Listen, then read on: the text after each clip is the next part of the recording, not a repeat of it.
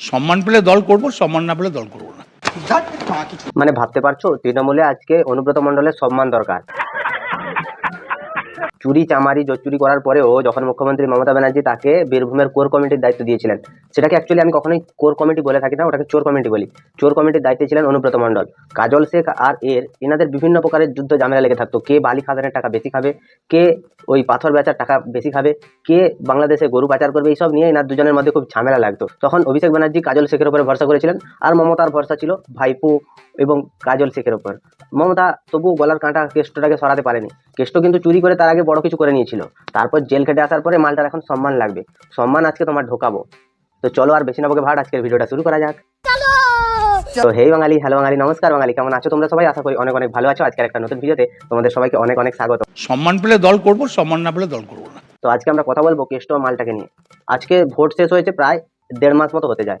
তো 1.5 মাসে মুখ্যমন্ত্রী মমতা ব্যানার্জি তিনি তখন বলেছিলেন লিউকোপ্লাস্ট লাগিয়ে রাখতে। এবারে শুভেন্দু অধিকারী মানুষজনকে বলছেন তোমরা বলো, মন খুলে বলো।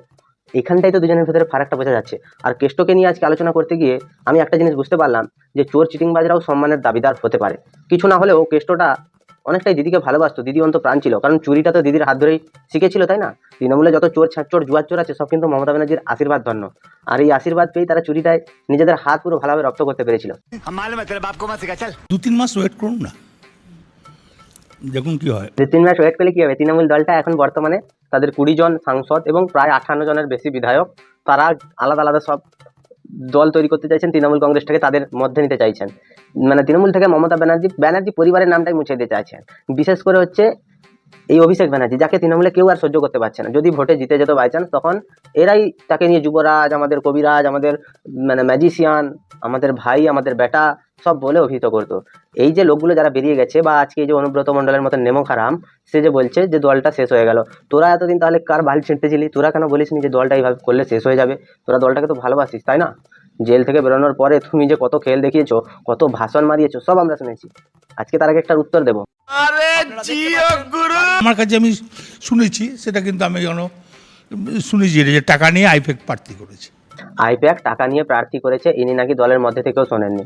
জেল থেকে বেরোনোর পরে তিনি যে পুলিশ অফিসার লিটন হালদারের মা বোন তুলে অনেক গালাগালি দিয়েছিলেন, বউ তুলে অনেক গালাগালি দিয়েছিলেন, তখন মুখ্যমন্ত্রী মমতা ব্যানার্জি তাকে নিয়ে একটা টু শব্দও করেননি। অভিষেক ব্যানার্জি তাকে নিয়ে একটা কথাও বলেননি। এবং এরা সবসময় এর অন্যায়গুলোকে সাপোর্ট করে গেছে। আজকে যখন এর অন্যায়কে সাপোর্ট করেছে, তখন এই আসামি আবার ঘুরিয়ে তাদেরকে বলছে যে আইপ্যাক নাকি টাকা নিয়েছে। আরে তুই তো চুরি করে চামারি করে নিজেদের পুরো ধন সম্পদ সবকিছু বাড়িয়ে নিয়েছিলি। আজকে তোর অ্যাকাউন্ট, তোর মেয়ের অ্যাকাউন্ট সিজ হয়েছে, ঘরে খাবারের দুটো চাল থাকবে না তোদের। তোদের কি অবস্থা হয় সেটা বিজেপি সরকার করেই দেখাবে। জানি মমতা ব্যানার্জি যদি মনে করে যে এক কৃষ্ণমণ্ডলকে সরিয়ে দলের ভালো হবে, সেটা করা উচিত। আলাদা লেভেলের অ্যাটিটিউড দেখাচ্ছে। এর মতো চিটিংবাজ, চুয়াচোর, ছ্যাঁচোর, রাঁড়বাজ লোক একটাও তুমি দেখতে পাবে না। ও বলছে মমতা ব্যানার্জি যদি ভাবেন একটা কেষ্টকে সরিয়ে দলটাকে ভালো করে দাঁড় করানো যাবে, তাহলে উনি করতে পারেন। আরে তোরা ছিলি বলেই তো, তোরা গাঁড় মারানিরা চোররা ছিলি বলেই তো আজকে মুখ্যমন্ত্রী নেই মমতা ব্যানার্জি। তার যে সাধের চেয়ার, সেই চেয়ারটাই তো নেই। ক্ষমতার লোভ, অহংকার, গৌরব এইসব করে করে মুখ্যমন্ত্রী মমতা ব্যানার্জি থেকে আজ প্রাক্তন মুখ্যমন্ত্রী হয়েছেন, এবং যেখানে যাচ্ছেন তাকেও পর্যন্ত চোর চোর স্লোগান শুনতে হচ্ছে। আর ইতিহাসে হয়তো প্রথমবার হবে এরকম একটা ঘটনা যে ইলেকশন শেষ হবার পরে 1 মাসও হয়নি, পুরো পার্টিটাই উবে গেল। এইরকম দল যেটা একটা নীতিতে বিশ্বাসী ছিল, চুরিতে বিশ্বাসী ছিল, তাই সব চোর একসাথে ছিল। যখন ক্ষমতা চলে গেল, যখন চুরি করার আর রাস্তা থাকলো না, তখন সে দলটার কি হলো না, সে দলটা থেকে বিচ্ছিন্ন হয়ে গেল। এই যে চোর ছাঁচোরগুলোকে নিয়ে তাদের যে সংসারটা ছিল, সে সংসার এমনভাবে ভাঙলো যে মাননীয়া থেকে তিনি এখন কি হয়ে গেছেন সেটা মানুষজন ধরতেই পারছে না।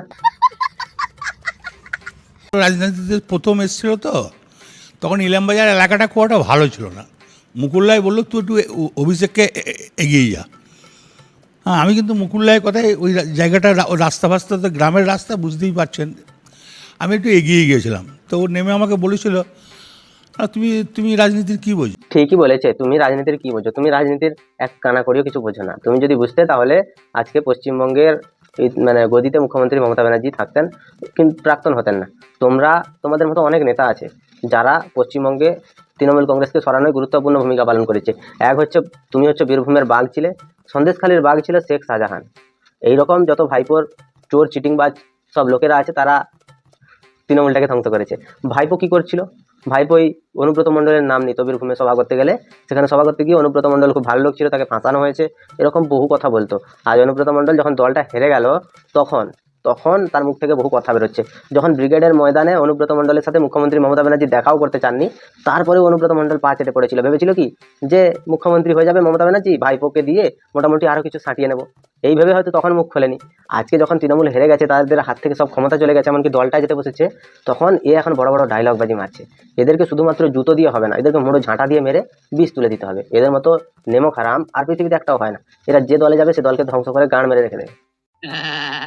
ওকে দেখে তো আমি রাজনীতি করি না, আমি তো মমতা ব্যানার্জিকে দেখে রাজনীতি করি। যখন 2021 সালে আইপ্যাক পাকাপাকিভাবে তৃণমূলকে জিতিয়ে দিল, 2016 সাল থেকে আইপ্যাক তৃণমূলের হয়ে কাজ করছে। যখন 2021 সালে এসে তৃণমূলকে জিতিয়ে দিল, তখন এরা আইপ্যাকের হয়ে কাজ করতো। সবাই, একটা মানুষও ছিল না যারা আইপ্যাকে বিশ্বাস করতো না। এমনকি যদি আইপ্যাক দলটাকে শেষ করলো, যদি আইপ্যাকেরই সব দোষ, তাহলে তোদের দলের এমপি এমএলএরা আইপ্যাকের কথা শুনে কেন চলতো? কেন অভিষেক ব্যানার্জিকে যুবরাজ বলতো? কেন তোকে বীরভূমের বাঘ বলতো? বাঘ তো নয়, তুই কুত্তা হবারও যোগ্য নয়। তোর মতো এরকম চিটিংবাজ ছ্যাঁচড় লোক, এরা তৃণমূল কেন, এরা পশ্চিমবঙ্গের লজ্জা। এরা যে পশ্চিমবঙ্গের কত ক্ষতি করেছে, পশ্চিমবঙ্গকে কিভাবে লুটেছে, আজকে যখন বিজেপি সরকার ক্ষমতা এলো, তখন দেখলো যে পশ্চিমবঙ্গে বর্ধমান বলে একটা জায়গা আছে, যেখান থেকে আমাদের চিপস, বাড়ি তৈরির জন্য যে চিপস পাথর, সেই পাথর তার খনি থেকে বা তার কারখানা থেকে রোজ প্রায় 3 থেকে 3.5 কোটি টাকা রাজস্ব আদায় হয়। তৃণমূল সরকারের আমলে সেটা 30 লক্ষ টাকা মাত্র আয় হতো। তাহলে এইরকম একটা কারখানা থেকে যদি এত টাকা মেরে দিতে পারে এরা, 30 লক্ষ আর কোথায় 3 কোটি, তাহলে তোমরা ভাবো এই অনুব্রত মণ্ডল এরা কতটা সতীর বেটা, কি পরিমাণে সতীগিরি মারিয়েছে। এ যখন ক্ষমতায় ছিল, মুখ্যমন্ত্রী মমতা ব্যানার্জির মুখ নিয়ে ওখানে টোল বসিয়ে, বেআইনি টোল বসিয়ে টাকা তুলতো। রাজ্য সরকারের যে লটারি, সেই লটারি থেকেও এরা টাকা খেয়েছে। ডিআর লটারি তো এর বাবার সম্পত্তি ছিল, 2বার না 3বার জিতেছে। মানে কালো টাকা কি করে সাদা করা যায় সেটা কিন্তু অনুব্রত মণ্ডল দেখিয়ে দিয়েছে। হারামিগিরি এর রক্তের এক একটা কণিকায় মিশে আছে। লোহিত রক্ত কণিকা হচ্ছে হারামিগিরি, আর শ্বেত রক্ত কণিকা হচ্ছে এর জুলুমবাজি। দুটো আলাদা লেভেলের জ্ঞান দিচ্ছে এখন। এই মালটাকে নিয়ে তোমাদের কি মতামত তোমরা আমাকে একটু কমেন্টে জানিও। যদি ভিডিওটা ভালো লাগে তাহলে লাইক করো, কমেন্ট করো, শেয়ার করো, সাবস্ক্রাইব করে দিও। পাশে থাকা বেল আইকনটা প্রেস করতে একদম ভুলবে না। সবাই ভালো থেকো, সুস্থ থেকো, সাবধানে থেকো, আর দেখতে থাকো বাংলার কোণে ঘর।